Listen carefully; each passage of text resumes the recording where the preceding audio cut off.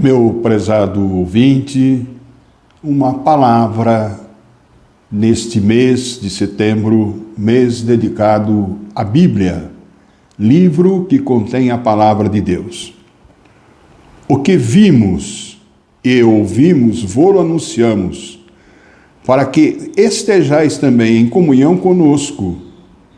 E a nossa comunhão é com o Pai e com o Filho, Jesus Cristo. E isto vos escrevemos para que nossa alegria seja completa. É o texto da primeira carta de João, no capítulo 1, versos de 3 a 4. Então, como eu disse, nós estamos celebrando, no mês de setembro, neste ano de 2021, 50 anos do mês dedicado à Bíblia. A Bíblia contém a palavra de Deus e a centralidade da palavra de Deus é que impulsiona, é que fundamenta, é que dá dinamismo à ação evangelizadora das comunidades missionárias. Para nós, católicos, o Concílio Vaticano II, na década de 60, podemos dizer assim, conclamou os pastores, os padres, os diáconos, os ministros, ministras, o povo santo de Deus, todos, para terem um compromisso e difundirem a Bíblia, a palavra de Deus. Nós tivemos no nosso interior da nossa igreja, há um tempo, algumas preocupações dos pastores, dizendo que muitas vezes o leigo, a leiga, o cristão não entendia bem o texto bíblico e às vezes nós nos afastamos da palavra de Deus. Por uma questão até pedagógica, diria. Com o Vaticano II há um retorno, porque justamente é a palavra de Deus que nos transforma. Quem transforma a vida do cristão e da cristã é a palavra de Deus. Quem nos impulsiona é a palavra de Deus. Então, nós estamos vivendo, não é, esta caminhada que todos os anos nós chamamos de mês da Bíblia, o mês de setembro, porque é a festa de São Jerônimo, no dia 30, e São Jerônimo que fez a grande tradução da Vulgata, da Bíblia original, para o latim. Então, nós estamos comemorando também uma caminhada longa, né, da igreja no Brasil. E antes de existir os meses da Bíblia, nós tínhamos um movimento bíblico aqui no Brasil. No entanto, nós vamos encontrar uma organização maior do movimento bíblico, né, quando, mais organizado, eu diria, em 1947, quando foi oficializada a fundação da Liga de Estudos Bíblicos, por iniciativa dos professores de Sagrada Escritura do Instituto Bíblico. Então aí começa a se organizar de forma mais sistemática, diríamos assim, os cursos bíblicos, a difusão, né, da Bíblia, os estudos da Palavra de Deus. Um outro fator muito importante, né, para esse florescimento, nós podemos dizer assim, bíblico, foi a implantação do plano emergencial em 1960 e 64 e o plano pastoral de conjunto em 66 e 1970. Ou seja, nós, na Igreja do Brasil, temos, depois do Concílio Vaticano II, na Igreja do Brasil, como em outras igrejas, foram formados, então, o Conselho dos Bispos. E esse conselho, hoje nós temos a CNBB. E a CNBB organiza, de 4 em 4 anos, o seu planejamento para a ação evangelizadora na igreja. Antes era chamado planos, como eu disse, plano de emergência, plano de pastoral de conjunto. Hoje são as diretrizes da ação pastoral.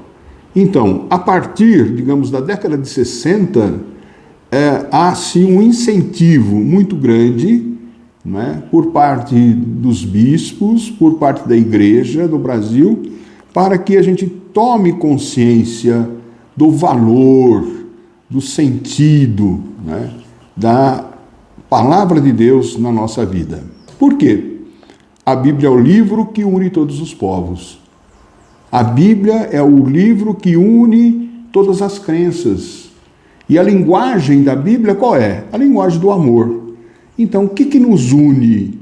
Quem nos une é a fraternidade, a solidariedade, o amor. E o que nós podemos encontrar também, não é, na nossa caminhada de igreja na América Latina e para nós no Brasil? As conferências da América Latina. Nós tivemos já a conferência do Rio de Janeiro, a primeira do Rio de Janeiro. Ela destaca a Bíblia na formação do cristão. Ela chama atenção, né? Isso foi em 1955, não. A primeira conferência realizada no Rio de Janeiro sobre Bíblia foi em 55. Depois, as outras conferências dinamizava ou estimulava a formação cristã a partir da Bíblia. A Conferência de Medellín, em 68, vai destacar, né, a Bíblia como força renovadora da ação evangelizadora, né? Então, é a palavra de Deus que nós devemos entender, amar, acolhê-la no coração e fundamentá-la nas nossas comunidades. Puebla, em 79, vai dizer que a Bíblia aparece na ótica dos pobres e a temática principal é a evangelização no presente e no futuro da América Latina.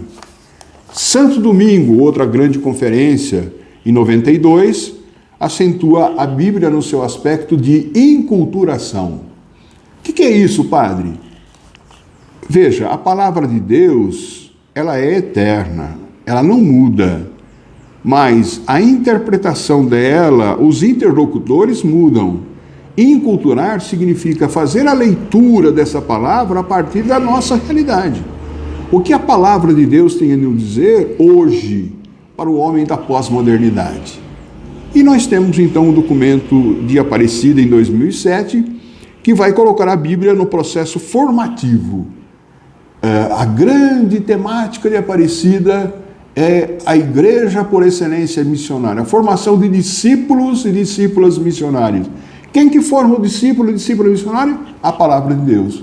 É impossível nós usarmos a palavra discípulo e discípula missionário sem termos um conteúdo voltado para a palavra de Deus que fundamenta a ação missionária, não é?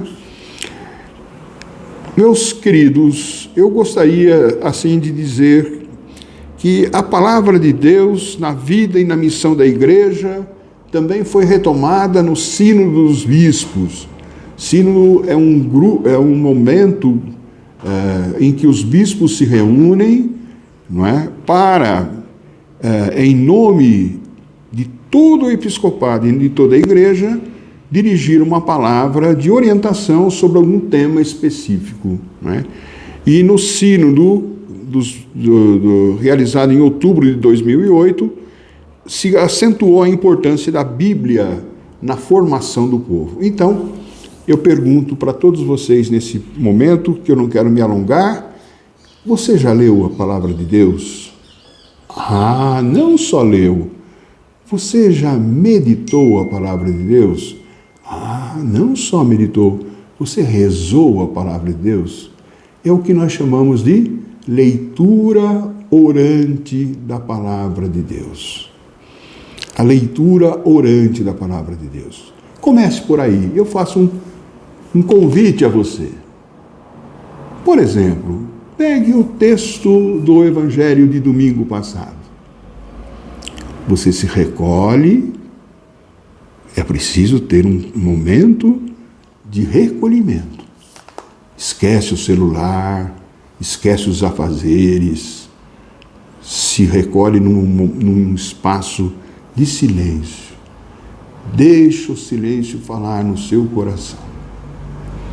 Em seguida, você faz a leitura da palavra de Deus, pausada, Olhe as frases, ponto por ponto.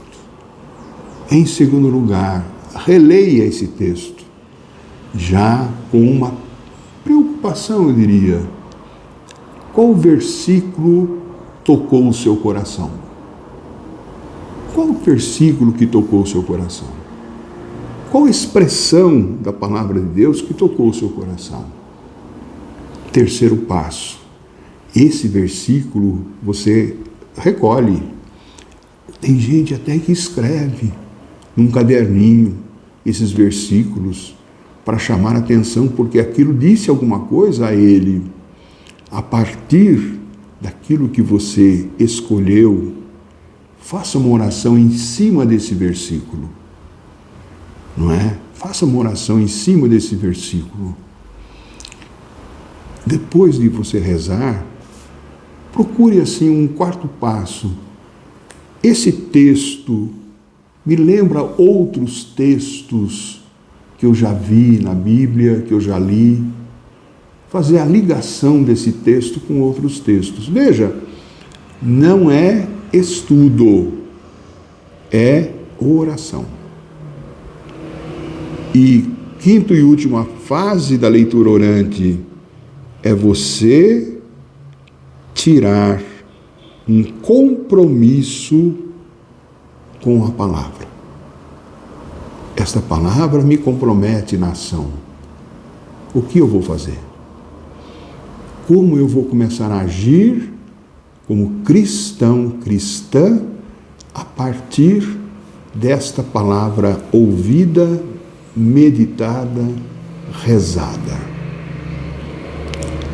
Comece com poucos minutos, 10 minutos, 15 minutos, você vai encontrar aí um caminho bonito, sabe por quê? Aí 10 minutos é pouco. Vai chegar um momento que você necessita de mais tempo. Quanto mais tempo você ficar, não é? Mastigando, acho que essa é a palavra, né? Saboreando a palavra de Deus, mais essa palavra penetra no seu coração e você vai buscando viver, procurando viver a vida de Jesus. Fica aí essa dica para você, prezado ouvinte, que me ouve nesse mês da Bíblia. Termino então esta fala muito simples com uma afirmação da própria Sagrada Escritura. Consagra-nos, Senhor, na verdade. A tua palavra é a verdade.